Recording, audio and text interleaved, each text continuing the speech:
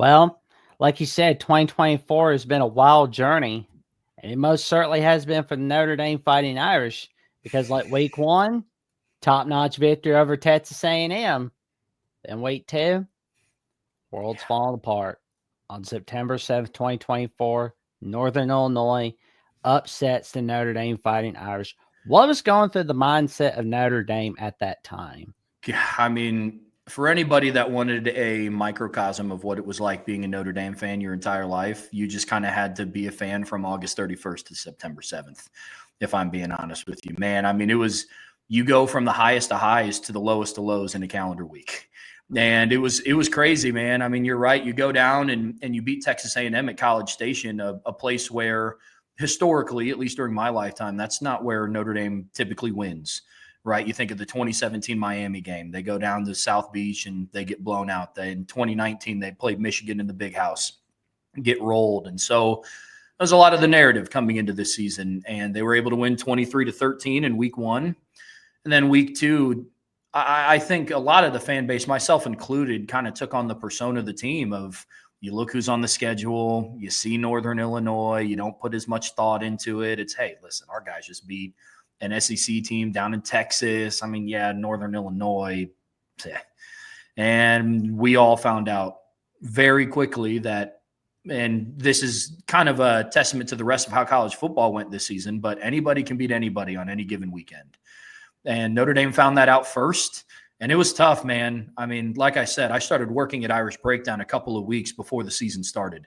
So my introduction to this world was watching them beat Texas A&M and then lose to Northern Illinois. So, Jack, let me tell you, man, I mean, wild ride is the least that I would say about the start of Notre Dame season for sure, man, for sure. Well, there were like a lot of people just calling for Marcus Freeman's head at that time. And I think it was like minutes after the game happened, I was saying that Marcus Freeman would have to make sure Notre Dame goes 11-1 or 10-2 just to kind of cool things a little bit. And I think if anything, that game was a reality check because it's like we lose another game, we could be out. And it's matter of fact, and this is something I thought about, and I don't know if because I know Thomas Hammock was like the star at that time after Northern Illinois upset Notre Dame. He was going on like the Dan Patrick show. He was going on Pardon My Take, and he was even going on Fearless with Jason Whitlock on Blaze TV even. He was going everywhere. You named a show, he was on there. And he said, Coach Freeman, if you want, I can give you some advice. If you want my help, let me know. And that's what I love about Freeman. He was just like, you know what? We'll take it. We'll take any advice we can get. He didn't turn him away. He was like, let's look at the blueprint. What you think about that, man? Yeah, I mean, Marcus Freeman did everything that he needed to get this season turned around. And I think part of the reason why Notre Dame has had so much success in the postseason is because they've been playing in elimination games since September 14th, right? I mean, it was you lose one more, most likely you're done. And there were some things that happened over the course of the season, right, that maybe Notre Dame would have snuck in at like an 11 seed or a 10 seed, but then you start getting into the topic of do they deserve to be in? A team that lost to Northern Illinois and one more. And we've said it on our show at Irish Breakdown. If Notre Dame goes 10-2, do they make it in based on the things that happened in front of them?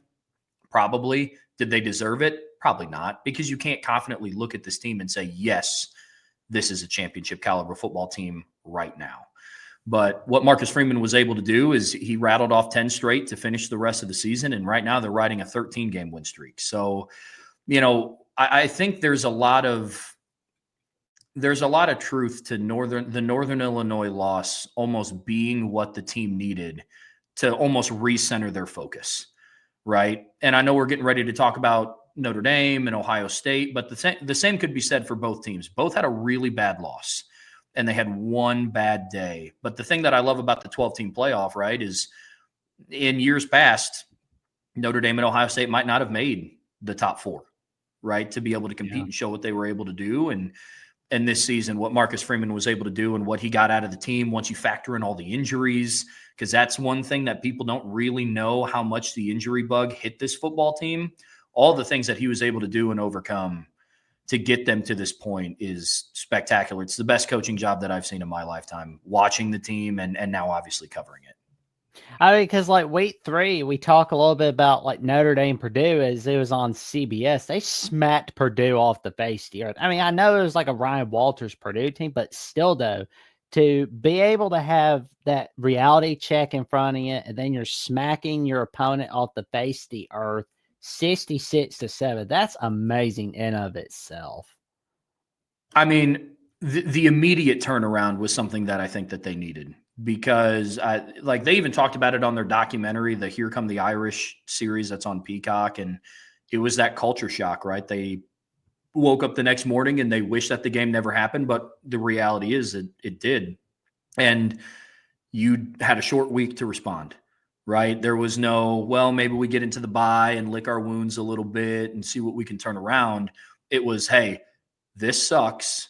Now let's turn it around in 5 practice days, right? And so to come out and win by 59 points in that fashion, things now, believe me, I was not on the train yet of Notre Dame's back, baby. They just lost to Northern Illinois, but what they did to Purdue, they're back. But everybody needed to see this team move a step in the right direction. And that's exactly what they did on the road in against another Power 5 opponent. Now, Purdue obviously ended up being what they were, unfortunately. But it was the win that I think the team needed to take that first step forward, because I think if you come out and you struggle with Purdue, you look sluggish coming out of the gate, the defense is still struggling, I think that would have raised a lot of question marks around, okay, now what is the rest of the season going to look like, right? So they did a lot in the following weeks to kind of keep putting Northern Illinois as far back in the rearview mirror as possible. And I think that starts from the top down. I'm a firm believer that teams take on the persona of their head coach and their coaching staff, their position coaches. And after a loss like Northern Illinois, I think it speaks volumes about the players, the coaches, everybody involved with the program to buy into what a head coach is preaching after one of the worst loss, if not the worst loss of the college football season. You know what I mean? So the turnaround was awesome. Oh, it has been. And, a lot of people I know were complaining about the Notre Dame schedule, but I don't really think Notre Dame was planning on Florida State just taking a face plant on 2024. I mean, it's like, where it was like all we heard from Florida State was we're going to lead the ACC.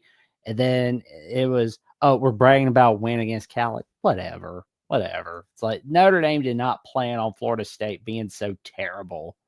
That's the fault of NBC putting that on nighttime. Yeah. Yeah. I mean, here's the thing that a lot of people don't understand about scheduling. These come out years in advance. I mean, Notre Dame and Alabama just scheduled each other for, I think, like the 2030 season. I think it's either 29 and 30 or 30 and 31. But I believe Notre Dame and Alabama have a home and home series. Yep, now, 2029, 2030. Okay. So it's one of those where games like this get scheduled out so far in advance. Who knows what Alabama is going to look like in 29 and 30? Who knows what Notre Dame is going to look like in 29 or 30? Now, if I were a betting man, which I kind of am, I don't think that they're going to have the Florida State type season in 2029 or 2030, either of these programs, right? But again, you just never know, right? And they weren't expecting Florida State to be 2-10. They didn't expect USC to have the kind of season that they did, right? But then on the flip side, I don't think they thought that Navy or Army were going to have the kind of season that they did either. You know what I mean? So, yeah.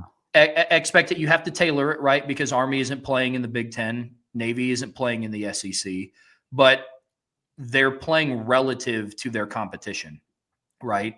And for both teams being undefeated at the time that Notre Dame played them, I think that's what's so great about college football is you kind of just never know who's going to be good, who's going to be decent till the season starts. I mean, I think Louisville turned some more heads this season than what I think people were predicting at the start of the year. Jeff Brom's a great coach.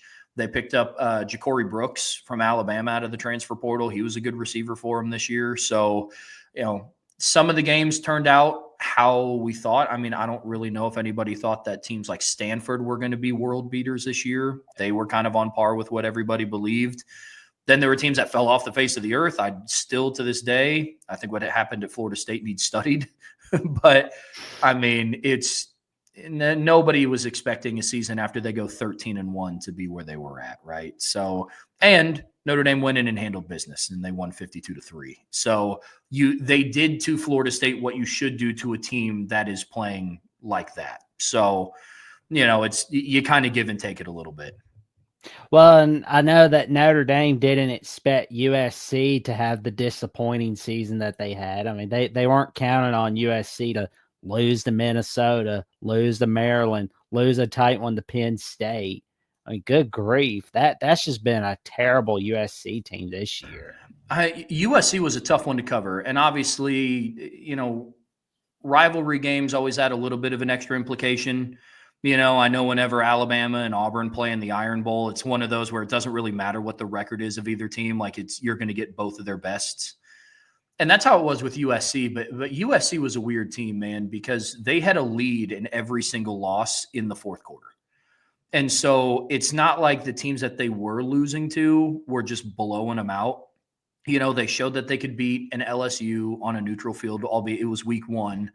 They took Penn State, a good Penn State team, down to the wire to overtime. But again, really good teams finish those games if you have leads in the fourth quarter. So there's the caveat to USC season. But yeah, I don't think anybody was expecting them to be what they were either. So it was just, again, part of the scheduling that people don't see is you can't really have a crystal ball that looks into the future and says, hey, we know exactly how this team is going to be this season. Agreed. And we'll talk a little bit about the drought, which has been since 1988. I mean, that's too long for South Bend right there.